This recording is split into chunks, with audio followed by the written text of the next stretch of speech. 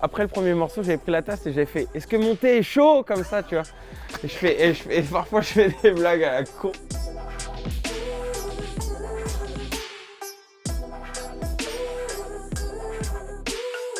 Salut Giorgio, Salut. tu kiffais les sons de Tony Parker quand t'étais plus petit? Pas du tout. Arrête! Non, franchement, quand il a commencé à rapper, j'étais déjà dans un truc j'étais dans un truc de puriste, pur et dur du rap français et tout, et du coup, balance-toi et tout, c'était pas du tout ma cam. T'allais pas sur son site? J'allais sur son site. C'est ça. Parce que, ouais, c'est ça. T'as chopé l'anecdote, je sais plus où, mais je l'ai raconté. Et en fait, sur son site, il y avait une instru qui tournait en boucle et je la remettais à chaque fois et j'écrivais dessus. T'écrivais tes premiers textes? Ouais, je devais avoir 14 ans. Donc c'est à 14 ans que t'as commencé le rap. Ouais. Ta deuxième passion, c'est le basket? Ouais, tout à fait, ouais. T'as fait sport-études à partir de la 6ème, c'est ça? Ouais, sur une partie de mon collège. Et bah ouais, franchement, moi, à la base, je voulais jouer en NBA, c'était ça mon grand rêve. Après, moi, j'ai une lucidité. Après, sur mon niveau, tu te rends compte aussi par rapport à, ne serait-ce qu'en France, tu vois, un niveau régional, national où tu te situes. Donc, tu sais que ça va être dur, tu vois, directement. Et puis, au même moment, tu découvres les soirées, les filles, l'alcool. Après, il faut faire un choix. Moi, je sais que j'aurais jamais eu le mental pour être sportif de haut niveau. À côté, il y avait les cours, du coup, ça se passait comment? Ouais, les cours, ça m'a vraiment jamais plu. Ouais. J'ai arrêté l'école hyper tôt. Moi, j'ai arrêté en 4e. Je sais pas pourquoi, mais j'ai toujours su que ça allait pas me...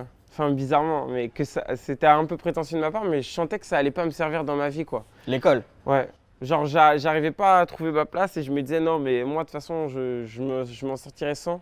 Et du coup, je me suis un peu battu contre la société carrément, plus que contre mes parents pour arrêter hyper jeune, quoi. Contre la société, c'est-à-dire? Bah, comme t'as pas le droit, tu te retrouves à avoir des rendez-vous avec éducateurs, des assistantes sociales, des choses comme ça, quoi. Ils disaient quoi? Ils essayaient de te convaincre de rester en cours? Bah ouais, ils disent mais qu'est-ce que tu veux faire de ta vie? Enfin, tu vois, ils essaient de te remettre dans ce qu'ils considèrent comme le droit chemin. Mais je sais pas, j'avais vraiment la sensation de pas tant apprendre que ça ou de pas être à ma place, quoi. J'ai mal vécu le collège, quoi. Mais t'as quand même repris les cours, je crois, vers 16 ans, t'es allé vivre chez ta grand-mère, Ouais. à Celle-Saint-Cloud. Ouais, c'est ça. J'avais fait une chanson d'ailleurs là-dessus. Ouais, ouais, elle est super cette chanson. Merci. Et en fait, t'étais dans une classe spécialisée, mais elle fonctionnait comment exactement? Bah, en fait, c'était une classe qu'avec des élèves qui avaient soit des difficultés scolaires, soit qui étaient qui étaient en échec scolaire, quoi. Et du coup, on était une classe réduite. Je sais plus combien on était. On devait être un peu plus d'une dizaine, quoi. Mais je sais pas, on devait être 12-13, quoi, dans la classe. C'était vraiment un suivi adapté, quoi, à nos personnalités. Et c'était une classe qui était assez dure de base. Mais finalement, on était tous bien ensemble et c'était assez cool. Et d'ailleurs, c'est là que j'ai eu ma meilleure moyenne. Je me rappelle d'un bulletin d'un 3e trimestre à 15 de moyenne générale. Ah, c'est lourd! En 3ème en plus, du coup. Ouais, bah je sais pas trop, enfin c'était des cours de seconde, quoi, tu vois. Et après, du coup, j'ai passé mon brevet en candidat libre, en fait. Et je l'ai eu. Mention quoi? Je crois pas que j'ai eu une mention, mais je l'ai eu. J'ai quand même testé pour voir. Tu caches pas les problèmes d'argent que tu as pu avoir justement dans ta vie. Et pourtant, ce que je trouve hyper intéressant, c'est que tu es le premier à faire des projets gratuits, même des tournées gratuites tout récemment. Tu as quoi comme rapport avec l'argent? Bah en fait, comme quand j'étais plus jeune, j'ai vu mes parents gagner leur vie assez aisément. Et puis tout perdre du coup et se retrouver dans des foyers, des trucs comme ça. Bah, moi j'ai un rapport à l'argent où je suis assez protecteur, tu vois. Je fais pas des dépenses inutiles, je fais pas des folies. Moi, l'argent de la musique, il est coffré et je me dis, ouais, peut-être que demain ça va s'arrêter et tout, donc je garde mon argent, je suis assez vigilant vis-à-vis de ça. Après, tu sais, moi, si j'en suis là aujourd'hui dans la musique, c'est vraiment grâce à Internet, parce que je me suis fait découvrir grâce à mes clips sur Internet, c'est les gens qui relayaient, qui me donnaient de la force en partageant mes clips. Mon premier album, je l'ai fait avec du crowdfunding, donc il a été produit par les personnes qui avaient envie de me soutenir, de défendre mon projet et de m'aider. Ouais, ils t'ont même filé 52 000 euros. Ouais, j'ai récupéré 52 000 euros. Donc si si je peux continuer de faire des albums où je mets beaucoup de moyens grâce au label, etc., et qu'ils se retrouvent dans les bacs et que les gens soient obligés de l'acheter, mais qu'à côté de ça, je peux faire des projets gratos, des concerts gratuits aussi, bah, je le fais parce que voilà, j'ai une totale lucidité sur comment j'en suis arrivé là et j'aime bien pouvoir remercier les personnes qui me soutiennent aussi d'une certaine manière, quoi. Finalement, il y a l'album qui est sorti, donc Bleu Noir. Et dans cet album, tu racontes un peu une période compliquée de ta vie où tu étais un peu en déprime, voire en dépression. Ouais. Tu peux me raconter un peu cette période? Bah ouais, je sais pas, moi j'ai toujours été très mélancolique et j'avais tendance à me complaire là-dedans, puis après à rentrer dans des phases de déprime où j'avais plus trop envie de sortir de chez moi, j'avais du mal à sortir de mon lit, à être en activité et tout. Et par contre, paradoxalement, j'arrivais beaucoup à écrire et comme c'est une phase qui a duré assez longtemps, quoi, en année, et bah quand je me suis dit, vas-y, là, c'est le moment de faire mon premier album, j'avais vraiment envie de raconter ça, quoi. Et comment t'expliques le fait que tu te complaisais dans cette dépression? C'était un peu un cercle vicieux où t'arrivais pas à t'en sortir? Ouais, c'est ça, c'est ça. Du coup, c'était un cercle un peu vicieux. Et puis ça me faisait peur, je me disais, putain, mais le jour où ça s'arrête, qu'est-ce que je vais raconter? Et comment ça se fait que t'étais dans le mal alors que tu sortais ton premier album? Tu devais être en période où c'est un kiff, quoi. Bah ouais, mais c'est justement ça qui est compliqué, c'est que t'as tout pour être bien, mais tu l'es pas forcément, et tu comprends pas pourquoi, et c'est ça qui qui tronche un peu, quoi. Ouais, tu comprenais vraiment pas pourquoi t'étais dans le mal. Non, non, j'avais du mal à expliquer. C'est pas flippant justement de se dire qu'il y a plein de jeunes qui se reconnaissent dans des paroles aussi sombres et aussi... Enfin, tu parles voilà, de dépression, de mal-être intérieur, d'avoir autant de gens qui se reconnaissent dans ce genre de son. Je sais pas, je me suis jamais posé la question, enfin, j'ai plus l'impression que malheureusement ça existe, c'est comme ça, et que c'est plus positif de sentir qu'on n'est pas seul à travers une chanson. Et après, est-ce que c'est flippant? Je sais pas. Est-ce que c'est pas un peu inévitable à une certaine période de la vie et puis après de se complaire là-dedans, puis de chuter et tout. Bon, là, c'était un peu extrême, mais des périodes de moins bien quand tu es jeune, quand tu cherches ton identité, à savoir à te construire et tout. Et ce qui est intéressant en fait pour moi, c'est pas comment tu es tombé dans la dépression, mais surtout comment tu as réussi à t'en sortir en fait. Ouais, bah en fait, j'en suis sorti parce que j'ai passé vachement de temps avec mes proches, il y a ma musique qui marche, du coup, tu gagnes un peu de thunes, et puis après, beaucoup de concerts où tu t'évades totalement de ta vie, où tu rencontres que des gens qui ont de l'amour pour toi, ils ont l'impression de vivre un peu les mêmes combats, de ressentir les mêmes choses que toi. C'est limite une famille. Ouais, c'est ça, c'est une petite famille, dans le sens où on est tous réunis pour la même chose. Et sur scène, toi, t'hésites pas à faire des blagues? Ouais, moi j'aime bien, moi je suis assez bavard et tout, et du coup j'aime bien parler parfois entre deux chansons, raconter des conneries, des blagues, des anecdotes. Fais-moi une blague Putain, que tu racontes sur scène. Une blague, ouais, j'ai des blagues dégueulasses moi sur scène. Je sais, j'en ai entendu. Putain, j'ai pas de blague récemment qu'on m'a racontée. Fais-moi celle du SDF. Ah, t'as vu cette blague sur internet? Ouais, c'est chaud. En fait, c'est un SDF. Il est un soir de Noël, il est à la rue, du coup, pas de thunes, il a rien, il est en déprime totale. Et il croise une prostituée. Et il dit à la prostituée, ouais, putain, tu peux pas tu peux pas me sucer gratuitement, quoi, j'ai rien. Elle lui dit, ah non, c'est mort. Moi, c'est mon taf, quoi, je suis dans la rue comme toi et tout. C'est mort et tout. Il fait, putain, s'il te plaît, là, j'en peux plus, j'ai pas de famille. Ça fait 4 ans que je suis dehors, je suis en galère et tout. Et elle s'apitoie sur son sort, elle dit, bon, ok et tout. Et elle le suce, et le mec, il bande pas du tout. Et il fait, putain, mais c'est mou. Il fait, ouais, mais maintenant, c'est propre. Je suis pas sûr qu'on va pouvoir garder ça. Voilà. Quand j'ai vu la vidéo, j'étais plié. On m'avait raconté ça, ça m'avait choqué, mais ça m'avait fait marrer. Mais je sais pas pourquoi, j'étais entre deux chansons et j'y pensais, je me suis dit, ah tiens, je vais la faire. Ils ont rigolé les gens? Ouais, il y en a, ils étaient un peu choqués, mais... Parce que parfois, tu fais aussi des beats sur scène. Ouais, bah oui, moi je me rappelle un concert à... Ah non, celle-là, elle avait bien marché, mais du coup, j'avais pris la confiance, mais c'était un concert, c'était en Suisse, dans une ville qui s'appelait Monthey, Monthey. Okay. Et j'étais monté sur scène avec une tasse.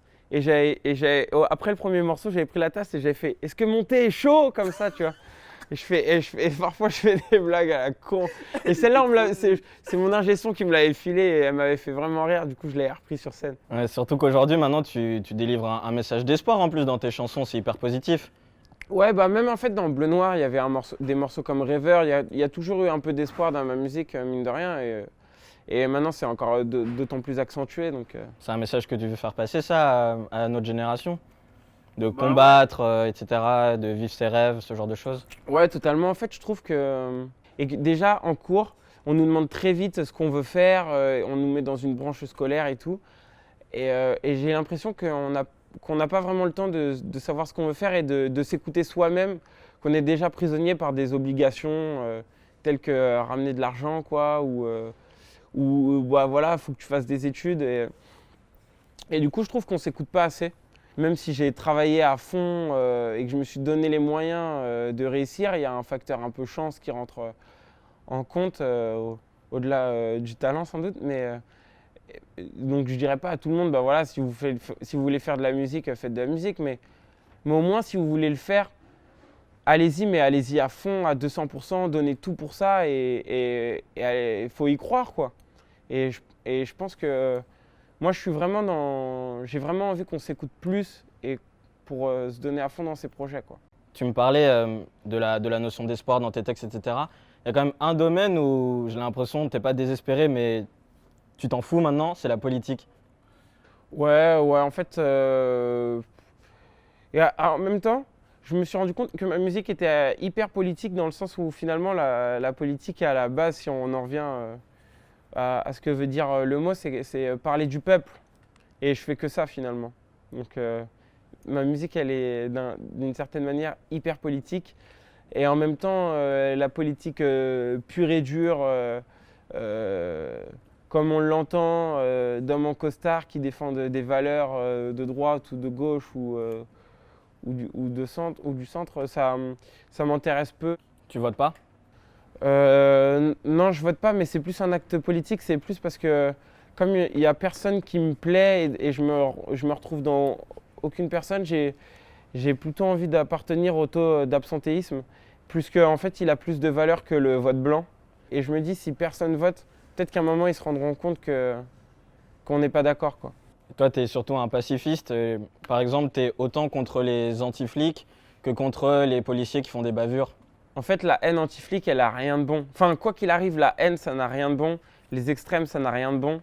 Et peu importe dans quelle situation, les extrêmes, c'est toujours délicat, c'est toujours mauvais, je pense. C'est vrai que ça existe, les bavures policières, les contrôles abusifs, le racisme.